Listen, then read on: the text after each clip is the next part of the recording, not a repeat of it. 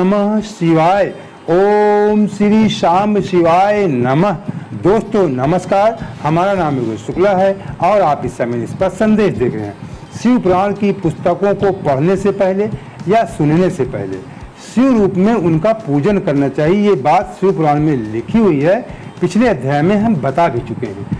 तो आपकी स्क्रीन में जो शिव पुराण की 2 पुस्तकें हैं, प्रमाणित पुस्तकें हैं, इनका आप दर्शन कीजिए, मन एकाग्र कीजिए और इनका प्रणाम कीजिए। फिर आगे हम आपको भोलेनाथ के असली दर्शन करवाते हैं। ये भगवान भोलेनाथ का असली रूप है जो शिव पुराण में लिखा हुआ है कि सदा शिव परम ब्रह्म परमात्मा इन्हें कहा गया है। तो इनके 5 मुख हैं, 5 मुख के अलग अलग कार्य हैं, शिव पुराण में बताया गया। पिछले अध्याय आप देख लेना, हमने सब बताया शिव पुराण जो लिखा हुआ है। और प्रत्येक मुख में 5 मुख, प्रत्येक मुख में इनकी 3-3 आंखें, त्रिनेत्र हैं और तमाम जिनके आभूषण होते हैं उससे लदे हुए हैं। तो चलिए अगला अध्याय शुरू करते हैं। कल हमने आपको शिव पुराण के विद्येश्वर संहिता का 17वां अध्याय सुनाया था। 17वां अध्याय काफ़ी बड़ा था, इसलिए हमने कुछ छोड़ दिया था जिसे हम आज आपको सुनाएंगे। तो आप लोगों के पास समय की काफ़ी कमी रहती है, इस बात को हम समझ सकते हैं। आजकल लोगों के जीवन में भागम भाग की ज़िंदगी है। इतना छोटा वीडियो बनाते हैं 25 से 30 मिनट के आसपास का, इसी के बीच में फिर भी आप बहुत सारे लोग बताते हैं कि हमारा आज छूट गया, कल छूट गया। आप लोग समय नहीं निकाल पाते हैं, ये आप लोगों की कमी है, इसमें आप सुधार कीजिए। तो इसीलिए हम ज़्यादा पूरा अध्याय भी नहीं ख़त्म करते, क्योंकि हम ये सोचा करते हैं कि आधा घंटा से ज़्यादा का वीडियो ना होने पाए। तो चलिए शुरू करते हैं, लेकिन उसके पहले हम थोड़ी एक विशेष जानकारी आपको दे दें, क्योंकि पूजा से जुड़ा हुआ मामला है। जब आप मंदिर में जाते हैं पूजा करने के लिए, तो जब आप सोचते होंगे कि हम भगवान भोलेनाथ का पूजन शिवलिंग में कर रहे हैं, तो ऐसा नहीं है। जब आप शिवलिंग में पूजा करते हैं तब भगवान भोलेनाथ के साथ साथ माँ शक्ति का भी पूजन होता है।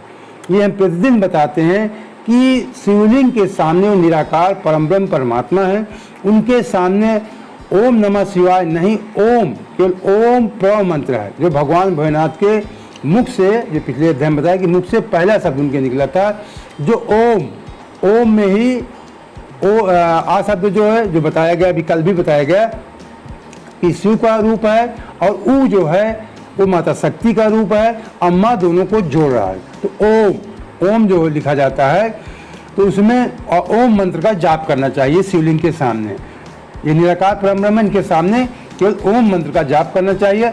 जहाँ साकार मूर्ति, साकार का मतलब जहाँ पे कोई भोलेनाथ की प्रतिमा लगी है, फोटो लगी हो, वहाँ पे आप ओम नमः शिवाय के मंत्र से जाप करेंगे। दोनों का महत्व बराबर है, ऐसा नहीं कोई कम ज़्यादा है। वो पंचाक्षर मंत्र है, ये 1 अक्षर मंत्र है। तो चलिए शुरू करते हैं। विशेष जानकारी हमने आपको बताया, ये जानना जरूरी होता है कि कुछ नए लोग आ जाते हैं, ये पूजा से संबंधित कार्य है, उनसे कोई पूजा में गलती ना हो, इसलिए ये हमारा धर्म है आपको बताना। तो आज शुरू करते हैं। कपिला, यहाँ से आज ये 17वां अध्याय, ये जो रह गया था उसको हम शुरू कर रहे हैं।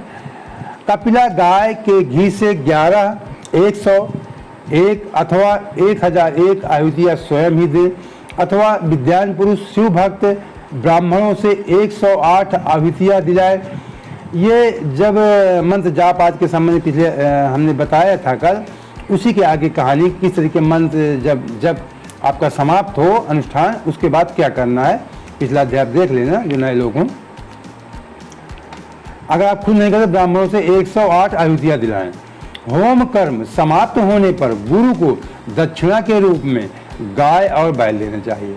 जब आपका कार्य पूजा पाठ का समाप्त हो जाए, तब अपने जो गुरु आपके आचार्य हैं उनको दक्षिणा के रूप में गाय और बैल देना चाहिए। पहले की प्रथा थी, अब आजकल कहाँ लोग दे पाते हैं, और कोई इस समय तो गाय और बैल कोई कीमत भी नहीं रह गई है। कोई आप देना भी चाहेंगे तो आचार्य शायद ले भी ना। हाँ, ईशान आदि के प्रतीक रूप जिन 5 ब्राह्मणों का वर्णन किया गया हो, उन्हें ईशान आदि का स्वरूप, ईशान मतलब देवताओं का, ईशान आदि का स्वरूप समझें। आचार्य को साम सदाशिव का स्वरूप माने, मतलब जो आपके आचार्य हैं, गुरु जो आपको पूजा पाठ करा रहे हैं, उनको आप शिव का ही रूप माने। और सारे जो अन्य 5 ब्राह्मण जिनको आप वर्णन, जिनकी आप पूजा किए हैं, उनको आप भी देवता के रूप में माने।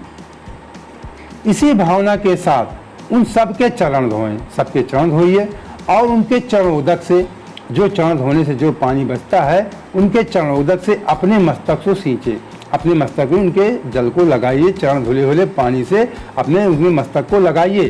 तो ब्राह्मणों को 5 ब्राह्मणों को चरण धोइए, आचार्य का चरण धोइए, उसके बाद उस जल को अपने मस्तक को सींचे मस्तक में लगाइए। ऐसा करने से वह साधक 36 करोड़ तीर्थों में स्नान करने का फल तत्काल प्राप्त कर लेता है। अगर तीर्थ सही है, सनातन धर्म सही है, तो ये पुराण भी सही है। अगर ये सही है तो ऐसा करना चाहिए। ऐसा करने से हमें 36 करोड़ तीर्थ स्थानों का फल अगर मिल रहा है तो ऐसा जरूर करना चाहिए। महत्वपूर्ण बात है, ये पुराण में लिखी है, तो अगर सब कुछ तीर्थ सही है, वे पुराण सही है, तो ये फल भी सही है। इसलिए 36 ब्राह्मणों को जब भी भोजन कराएं या आचार्य का ब्राह्मण सबके चरण धोएं, जो जल बचे उससे अपने मस्तक को धोएं। इससे 36 करोड़ तीर्थों के स्नान करने का फल तत्काल मिलता है। आप ये नोट कर लीजिए। उन ब्राह्मणों को भक्ति पूर्वक दशांग अन्न देना चाहिए। गुरु पत्नी को पराशक्ति मानकर, ये गुरु पत्नी मतलब गुरु की अपने पत्नी जो आपके आचार्य की पत्नी है, उनको पराशक्ति पार्वती का रूप मान करके उनका भी पूजन करें। जो गुरु की अगर पत्नी हो मौजूद तो उनको भी माता पार्वती शक्ति का रूप मानकर आप उनकी पूजा करें। ईशान आदि क्रम से उन सभी ब्राह्मणों का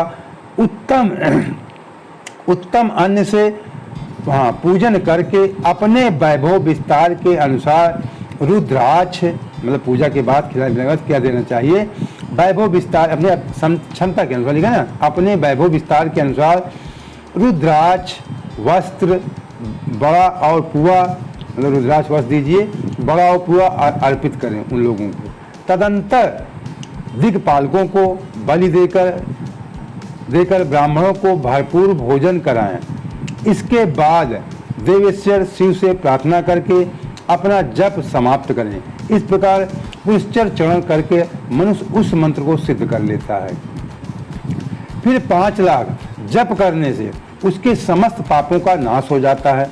तदंतर पुनः 5 लाख जप करने पर मनुष्य अतल से लेकर सत्यलोक तक के लोगों का ऐश्वर्य प्राप्त कर लेता है। ये तमाम मंत्रों के पिछले अध्याय में भी बताया गया, 2-3 अध्यायों में, इसमें भी चल रहा है कि प्रणव मंत्र का जाप, गायत्री मंत्र का जाप आपको इतने लाख इतने करोड़ करने हैं। पहले के ऋषि मुनि या बड़े राजा महाराजा करते थे, तभी आज हम लोग कहते हैं कि ये कैसे होता था। कहते हैं एक कहावत है कि रावण सभी को जल पानी वायु सभी को काल को सबको अपने पास सबको बंधन में रखते थे। अभी पिछले अध्याय में शायद है, इसके 1-2 अध्याय पीछे मैंने बताया था, जिसमें बताया गया है कि 5-5 करोड़ इस तरीके करके है, और उसका जो है आप करते जाएंगे तो आपको आकाश में अधिकार प्राप्त हो जाएगा, जीत लेंगे, विजय वायु पे विजय प्राप्त कर लेंगे, पृथ्वी पे विजय प्राप्त कर लेंगे। ये जब करना जब पड़ेगा आपको, इतना नहीं कि आप केवल कहने से हो जाता है। अब तपस्या आज का मनुष्य नहीं कर सकता है, तो पहले लोग करते थे, रावण आदि ने किया, उन्होंने सब विजय प्राप्त कर लिया था। ये भी लिखा हुआ कि जो ब्राह्मण 24 लाख गायत्री मंत्र का जाप कर ले, पिछले अध्याय में था कि जो ब्राह्मण गायत्री मंत्र का 24 लाख मंत्रों का जाप कर लेगा वो पूजने योग्य हो जाएगा। उसके पूजन से जो देवताओं के द्वारा फल मिलता है, उसी प्रकार उसके भी पूजन से फल भोग जो भी मोक्ष और भोग की प्राप्ति होगी। अगर 24 लाख कोई गायत्री का मंत्र जाप किए ब्राह्मण, तो देवता के समय से पूजना चाहिए। उसके पूजन से आपको संपूर्ण जो आपके मनोकामनाएं पूर्ण होगी। आगे पढ़ते हैं। यदि अनुष्ठान पूर्ण होने के पहले बीच में ही साधक की मृत्यु हो जाए, जो साधक है जो जप कर रहा है उसके बीच में ही मृत्यु हो जाए, तो परलोक में उत्तम भोग भोगने के पश्चात पुनः पृथ्वी पर जन्म लेकर पंचाक्षर मंत्र के जप का अनुष्ठान करता है। फिर दोबारा जन्म के जो नमः शिवाय का है उसे पंचाक्षर मंत्र कहते हैं, जाप करता है। समस्त लोगों का ऐश्वर्य पाने के पश्चात मंत्र को सिद्ध करने वाला वह पुरुष यदि पुनः 5 लाख जप करे तो उसे ब्रह्मा जी का समीप प्राप्त होता है। पुनः 5 लाख जप करने से उसे सारूप नामक ऐश्वर्य प्राप्त होता है। 100 लाख जप करने से वह साक्षात ब्रह्मा के समान हो जाता है। देखिए यहाँ भी लिखा है कि 100 लाख अगर आप जाप कर लेते हैं, साक्षात आप ब्रह्मा के रूप में हो जाएंगे, ब्रह्मा समान हो जाएंगे। इस तरह कार्य ब्रह्म हिरण्य गर्भ का सायुज्य प्राप्त करके वह उस ब्रह्मा का प्रलय होने तक उस लोक में यथेष्ट भोग भोगता है। फिर दूसरे कल्प का आरंभ होने पर, ये बहुत हमारे आप साधारण मनुष्य को समझने से परे बातें हैं, इसको विज्ञान भी नहीं समझ पाता। विज्ञान की भी एक सीमा है। विज्ञान में इसी आधार पे हमारे जो सनातन धर्म है, ये ग्रह आदि के बारे में लाखों साल करोड़ साल पहले बता दिया गया है, जिसकी विज्ञान अब खोज कर रहा है, उससे भी आगे की बातें इसमें बताई गई हैं। फिर दूसरे कल्प का आरंभ होने पर वह ब्रह्मा जी का पुत्र होता है। उस समय फिर तपस्या करके दिव्य तेज से प्रकाशित होकर वह क्रमशः मुक्त हो जाता है। पृथ्वी आदि कार्य स्वरूप भूतों द्वारा पाताल से लेकर सत्यलोक पर्यंत ब्रह्मा जी के 14 लोक क्रमशः ब्रह्मा जी के 14 लोक क्रमशः निर्मित हुए हैं। विज्ञान नहीं खोज सकते इन सब चीज़ों को। आज भी विज्ञान आप पढ़ते होंगे कि कभी कहते हैं कि वो या जिसे आज हम लोग देखते हैं, जिन्हें एलियन कहते हैं, कि एलियन दिखाई पड़े, ये दिखाई पड़े, अंतरिक्ष में दिखाई पड़े, आवाज़ सुन, कभी रूस के वैज्ञानिक कहते हैं हमने आवाज़ सुना कंप्यूटर में, म्याऊं म्याऊं की आवाज़ आ रही थी। तो ये तमाम ऐसे लोग हैं, भी विज्ञान उनको ढूंढ नहीं पाया है जहाँ जीव हैं। लोग क्रमशः निर्मित हुए हैं। सत्यलोक से ऊपर क्षमा लोक तक जो 14 भुवन हैं वे भगवान विष्णु के लोक हैं। सत्यलोक के ऊपर जो क्षमा लोक हैं वो 14 भुवन हैं, वे भगवान विष्णु के लोक हैं। उस क्षमा लोक वाले श्रेष्ठ वैकुंठ में महायोगी कार्य विष्णु कार्य लक्ष्मी सहित सबकी रक्षा करते हुए विराजमान रहते हैं। क्षमा लोक से ऊपर, अब विष्णु की बीजी के लोक से ऊपर, क्षमा लोक से ऊपर सूची लोक पर्यंत 28 भुवन स्थित हैं। सूची लोक के अंतर्गत कैलाश में, अब सूची लोक के अंतर्गत कैलाश में प्राणियों का संहार करने वाले, संहारा कहा जाता है भोलेनाथ को, प्राणियों का संहार करने वाले रुद्रदेव विराजमान है कैलाश में। सूची लोक से ऊपर अहिंसा लोक पर्यंत, अब उससे ऊपर अहिंसा लोक पर्यंत 56 भुवनों की स्थिति है। अहिंसा लोक का आश्रय लेकर जो ज्ञान कैलाश नामक सागर शोभा पाता है, उसमें कार्यभूत महेश्वर सबको अदृश्य करके रहते हैं। ये भोलेनाथ का है, महेश्वर सब भोलेनाथ के लिए अदृश्य करके रहते हैं। अहिंसा लोक के अंत में कालचक्र स्थिति है। बहुत ही अगूढ़ और बहुत ही बारीक बातें हैं हमारे आपके, मतलब किसके ऊपर किसके ऊपर किसके, बहुत ही जो ऋषि मुनियों के ही समझ में आता था। हम आप जैसे साधारण मनुष्य के समझ के बाहर की बातें हैं। कितने लोग हैं, कहाँ कहाँ कौन देवता रहते हैं, लेकिन सबसे ऊपर लास्ट में शिवलोक ही है, मतलब भगवान महेश्वर ही रहते हैं।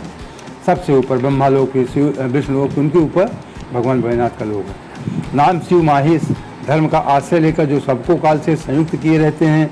तदंतर कालातीत स्थित, जहाँ यहाँ थोड़ा लिख दें, अहिंसा लोक के अंत में कालचक्र की स्थिति है। तदंतर कालातीत स्थित है, जहाँ कालचक्रेश्वर नामक शिव महिष धर्म का आश्रय लेकर सबको काल से संयुक्त किए रहते हैं। असत्य, अशुचि, हिंसा, निर्दयता, ये असत्य आदि 4 काम रूप धारण करने वाले शिव के अंश हैं। असत्य, अशुचि, हिंसा, निर्दयता, मतलब ये सभी शिव के रूप ही धारण करते हैं। 4 पद काम रूप धारण करने वाले शिव के अंश हैं। नास्तिकता युक्त लक्ष्मी, दुसंग, वेद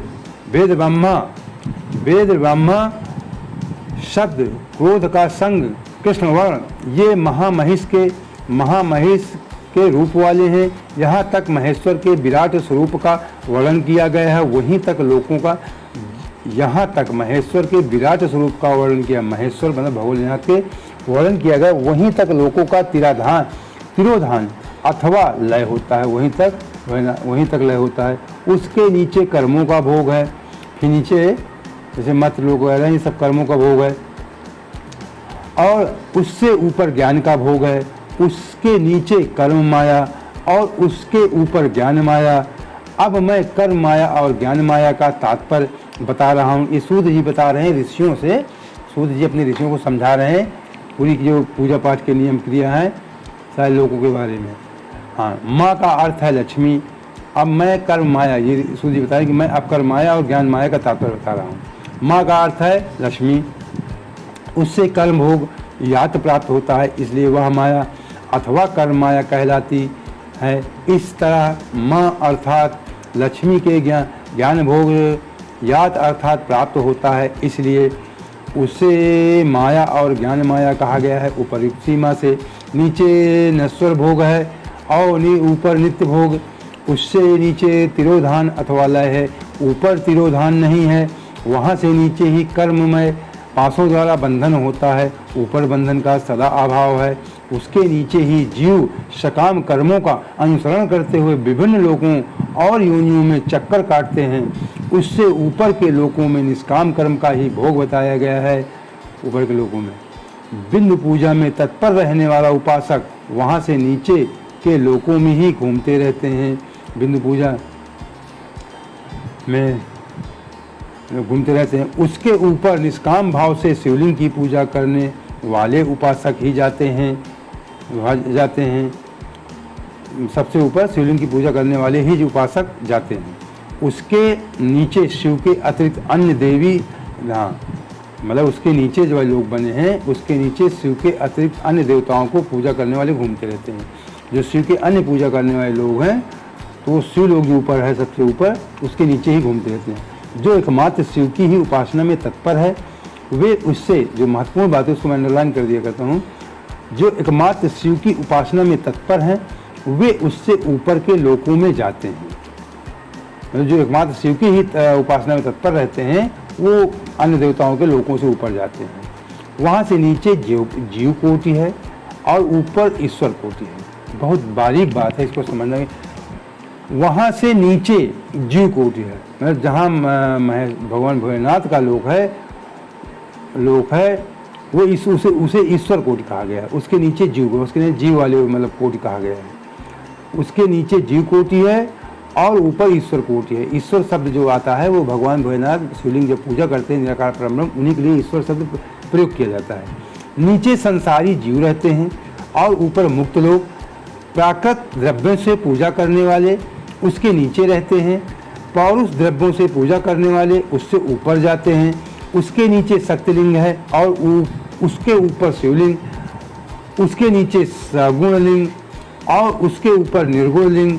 उसके नीचे कल्पित लिंग और उसके ऊपर कल्पित नहीं है। उसके नीचे अधिभौतिक लिंग और उसके ऊपर आध्यात्मिक लिंग है। उसके नीचे 112 शक्तिलोक हैं। उसके नीचे बिंदु रूप और उसके ऊपर नाद रूप। बिंदु रूप मतलब माता शक्ति के लिए इस्तेमाल किया है। नाद बिंदु में क्लियर बताया था कि संसार के दो रूप हैं, नाद बिंदु। तो बिंदु शब्द जो आता है उसके नीचे बिंदु रूप माता शक्ति पार्वती के नाम से है। उसके ऊपर नाद रूप, वो शिव का रूप है। नाद मतलब शिव। उसके नीचे कर्मलोक है और उसके ऊपर ज्ञानलोक। इसी प्रकार उसके ऊपर मद और अहंकार नाश करने वाली नम्रता है। वहाँ जन्म जनित तिरोधान नहीं है। उसका निवारण किए बिना वहाँ किसी का प्रवेश संभव नहीं है। इस प्रकार तिरोधान का निवारण करने से वहाँ ज्ञान शब्द का अर्थ ही प्रकाशित होता है। अधिभौतिक पूजा करने वाले लोग उससे नीचे के लोकों में ही चक्कर काटते हैं। अधिभौतिक पूजा करने, जो आध्यात्मिक उपासना करने वाले हैं वही उससे ऊपर आध्यात्मिक उपासना। भौतिकवादी जो हम लोग विज्ञान भौतिक शब्द होता है विज्ञान से जुड़ा, जो आप विज्ञान समझिए। जो आध्यात्मिक उपासना करने वाले वही उससे ऊपर को जाते हैं। इस प्रकार वहाँ तक महालोक रूपी आत्मलिंग में विभाग को जानना चाहिए। प्रकृति महत अहंकार मन पंच तंत्र मात्राएं 8 बंधों को भी जाने। इस प्रकार सब लौकिक तथा वैदिक स्वरूप को जानना चाहिए। जो सत्य अहिंसा आदि धर्मों से युक्त होकर भगवान शिव के पूजन में तत्पर रहता है, जो सत्य अहिंसा सत्य बोलता है, अहिंसा से रहित किसी की हिंसा नहीं करता है, अधर्मों से परिपूर्ण रहता है और भगवान शिव भोलेनाथ का पूजन में तत्पर रहता है, वो अधर्म रूप भैंसे पर आरूढ़ काल चक्र को पार कर जाते हैं। जो बहुत महत्वपूर्ण बातें होती हैं जिन्हें हम लोग समझना चाहते हैं, उसको थोड़ा सा अच्छे से आपको समझाने का प्रयास करता हूँ, समझा देता हूँ आपको। मतलब जो सत्य बोलता है, हिंसा नहीं करता, अहिंसा के रास्ते पे चलता है और धार्मिक धर्म के रास्ते पे चलता है, भगवान भोलेनाथ का पूजन में सदैव तत्पर रहता है, वो अधर्म रूपी भैंसे पे आरूढ़ कालचक्र, मतलब यम, जिसे हम लोग यमराज कहते हैं, कि भैंसे पे सवार, जिसे हम लोग देखते हैं कि यमराज भैंसे पे सवार ले जाते हैं, तो हमारा कुछ नहीं बिगाड़ सकते। अधर्म रूप भैंसे पर आरूढ़ काल चक्र को उस काल चक्र को उसके पार करके ऊपर सुलोक निकल जाते हैं, उनका यमराज कुछ नहीं कर सकते। काल चक्रेश्वर की सीमा तक जो विराट महेश्वर लोक बताया गया है, काल चक्रेश्वर की सीमा तक जो विराट महेश्वर लोक बताया गया है, उससे ऊपर वृषभ के आकार में धर्म की स्थिति है, बैल के रूप में धर्म की स्थिति है, उससे ऊपर महेश्वर लोक बताया गया है, और उसके महेश्वर लोक ऊपर वृषभ आकार में धर्म की स्थिति है। वह ब्रह्मचर्य का मूर्ति, बहुत अगूढ़ बातें हैं, लेकिन फिर भी जानना, पूरा पढ़ना चाहिए, पूरा कम नहीं पढ़ना चाहिए। एक एक बात में बहुत बहुत बड़ी बातें मिल जाती हैं, जहाँ मैं अंडरलाइन कर देता हूँ, तो बहुत ही ज्ञान की बातें हैं। क्षमा देखते हैं, वह शिवलेख से ऊपर है जो वृक्ष रूप में है, शिवलेख से आगे स्थित है। क्षमा उसके सींग हैं, ऐसा हुआ ना। ब्रह्मचर्य का मूर्ति ये विराट महेश्वर लोक बताया गया है, उससे ऊपर वृषभ के आकार में, उससे ऊपर शिवलोक से ऊपर महेश्वर लोक से ऊपर धर्म की स्थिति है, बैल के रूप में। वह ब्रह्मचर्य का मूर्तिमान रूप है, वो ब्रह्मचर्य का मूर्तिमान एक तरह का रूप है। उसके सत्य, शौच, अहिंसा, दया, ये 4 पद हैं। वह शिवलोक के आगे स्थित है। क्षमा उसके सींग हैं, सम कान हैं, वे वेद ध्वनि रूपी शब्द से विभूषित हैं, वेद रूपी ध्वनि से शब्द से विभूषित है। आस्तिकता उसके दोनों नेत्र हैं, आस्तिकता उसके दोनों नेत्र हैं। निश्वास ही उसकी श्रेष्ठ बुद्धि एवं मन है। क्रिया आदि धर्म रूपी जो वृषभ है, वे कारण आदि में सर्वदा स्थित हैं, ऐसा जानना चाहिए। उस क्रिया रूप वृषभाकार धर्म पर कालातीत शिव आरूढ़ होते हैं, मतलब उसके ऊपर भी वही वृक्ष, जिसे आप लोग नंदी, अब संक्षेप में बता दूं, उस क्रिया रूप वृषभाकार धर्म पर कालातीत शिव आरूढ़ होते हैं। बहुत ही महत्वपूर्ण बात है। अब इसको आप समझ गए होंगे मेरे समझ में। बहुत सारे नंदी शब्द इस्तेमाल हो, मैंने ले लिया, मैंने समझा तो मैंने आपको बताया, तो आप भी तुरंत समझ गए होंगे मेरी समझ में कि नंदी की क्या महानता है, ये बताया गया। शिवलोक के आगे स्थित जो है, बैल के रूप में है, वो वही आप नंदी समझ सकते हो। सींग है, समकान है, वे वेद रूपी ध्वनि से सबसे विभूषित हैं। आस्तिकता उनके दोनों नेत्र हैं। निश्वास उनकी श्रेष्ठ बुद्धि एवं मन है। क्रिया और धर्म रूपी जो वृषभ हैं, क्रिया और धर्म वृषभ हैं, वही बैल जो है, जिसे आप नंदी समझते हैं, वे कारण आदि में सर्वदा स्थित हैं, ऐसा जानना चाहिए। उस क्रिया रूप वृषभाकार, उस क्रिया रूप वृषभाकार, मतलब उस वृषभाकार जो लोक बना हुआ है, नंदी के आकार वृषभाकार, नंदी का आकार समझ सकते हैं। क्रिया रूप वृषभाकार धर्म पर, वृषभाकार नंदी एक तरह के वैकल्पिक धर्म है, हाँ, धर्म पर कालातीत शिव आरूढ़ होते हैं, उसी पे शिव। इसीलिए अब नंदी का आपको समझ में आया कि नंदी के ऊपर भगवान शिव क्यों उसके ऊपर रहते हैं, क्यों आरूढ़ रहते हैं, बैठे रहते हैं। शायद आपके समझ में आ गई होगी। ब्रह्मा, विष्णु और महेश्वर की जो अपनी अपनी आयु है, उसी को दिन कहते हैं। जहाँ धर्म रूपी वृषभ की स्थिति है, उसके ऊपर न दिन है न रात्रि है। अब बहुत महत्वपूर्ण बात है, ब्रह्मा विष्णु महेश्वर की जो अपनी अपनी आयु है। ब्रह्मा विष्णु महेश्वर, मतलब महेश्वर भोलेनाथ का रूप है, ब्रह्मा विष्णु महेश्वर, लेकिन जो परम परमात्मा ईश्वर है वो अलग चीज़ है, वही मतलब शिव का ही रूप है, जिन्हें आप ईश्वर कहते हैं। आयु है उसी को दिन, जो आयु उनकी है, उम्र है, उन्हीं को दिन रात कहते हैं। जो धर्म रूपी वृषभ की स्थिति है, उसके ऊपर न दिन है। जो धर्म रूपी वृषभ की स्थिति है, उसके ऊपर न दिन है न रात्रि है, और वहाँ जन्म मरण आदि भी नहीं है। फिर कारण स्वरूप ब्रह्मा के भी कारण सत्यलोक पर्यंत 14 लोक स्थित हैं, जो पंच भौतिक गंध आदि से परे हैं। उनकी सनातन स्थिति है, उनकी सनातन स्थिति है। सनातन शब्द आदि अंत जिसका पता न हो, सनातन शब्द भोलेनाथ की ही प्रयोग किया जाता है, स्थिति है। सूक्ष्म गंध ही उनका स्वरूप है, भौतिक गंध से आदि से परे हैं। उनकी सनातन स्थिति। फिर कारण स्वरूप ब्रह्मा के भी कारण सत्यलोक पर्यंत 14 लोक स्थित हैं, जो पंच भौतिक आदि गंध से परे हैं। हाँ, उन्हीं सनातन स्थिति है, वही सूक्ष्म गंध ही उनका स्वरूप है। अब इस जगह से मैं अंडरलाइन किया, कुछ खास है, इसको आप देख लीजिए। अंडरलाइन किया कि मैं टिक कर दिए थे पूरे पहला को, नीचे देखिए, ऊपर देखिए, नीचे देखिए। इसके ऊपर कारण रूप विष्णु के 14 लोक स्थित हैं। उनसे भी ऊपर फिर कारण रूपी रुद्र के 28 लोगों की स्थिति मानी गई है। फिर उनसे भी ऊपर कारण शिव के 56 लोक विद्यमान है। ये बहुत आप रुद्रमय शंकर होता है, शिव भी दिखाया जाता है, तो आप भ्रमित मत होना। शिव ने अपने यहाँ महेश्वर रुद्र के नाम से रूप जिनकी हम आप पूजा करते हैं, उनके रूप बना रखे हैं। जो शिव शब्द होता है ईश्वर, निराकार, जो शिवलिंग की पूजा करते हैं आप, लिंग की, वही शिव है, निराकार परम परमात्मा है। जिनसे ब्रह्मा विष्णु सारे देवी देवता सब कुछ, सब पूरा ब्रह्मांड, पूरी प्रकृति, सब कुछ उनके अधीन है, आप समझ सकते हैं, वही शिव है। रुद्र के 28 लोग स्थित मानी गई है।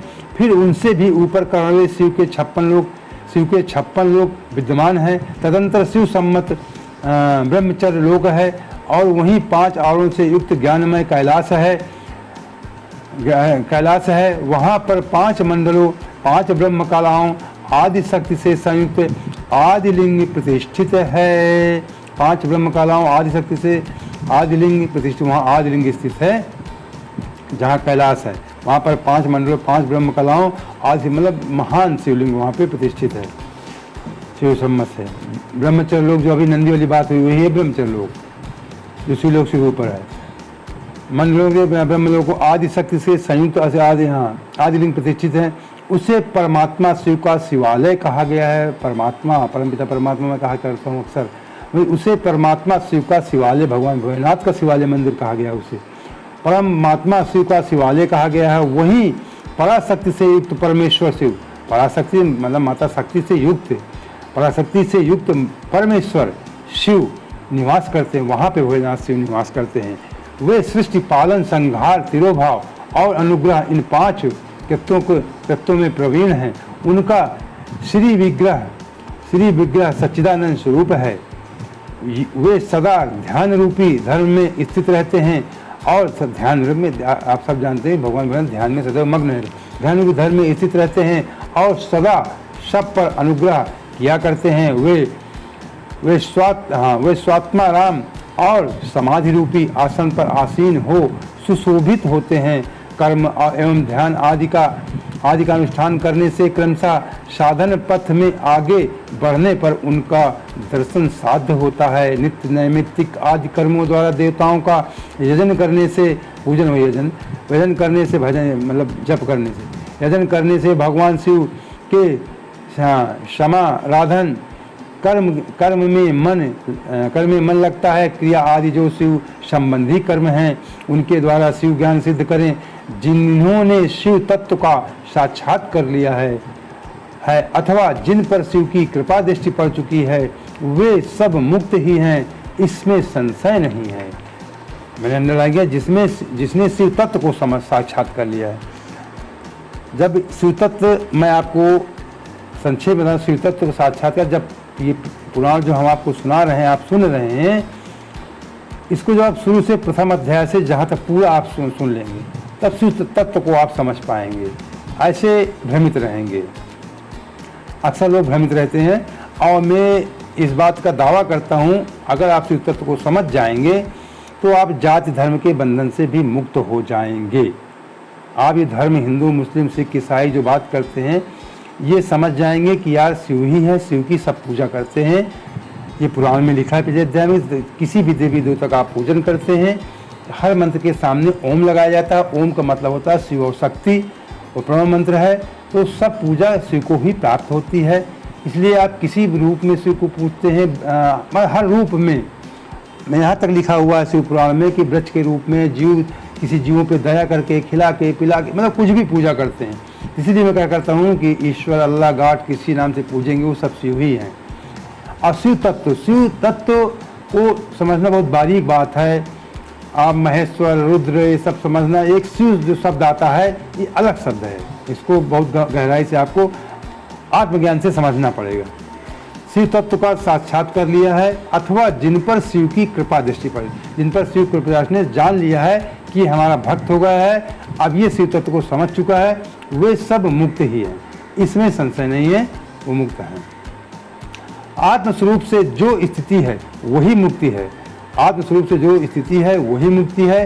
एकमात्र अपने आत्मा में रमण या आनंद का अनुभव करना ही मुक्ति का स्वरूप है। जो पुरुष क्रिया, तप, जप ज्ञान ध्यान रूपी धर्मों में भली भांति स्थित है, वह शिव का साक्षात करके स्वात्मारामत्व स्वरूप मोक्ष को भी प्राप्त कर लेता है।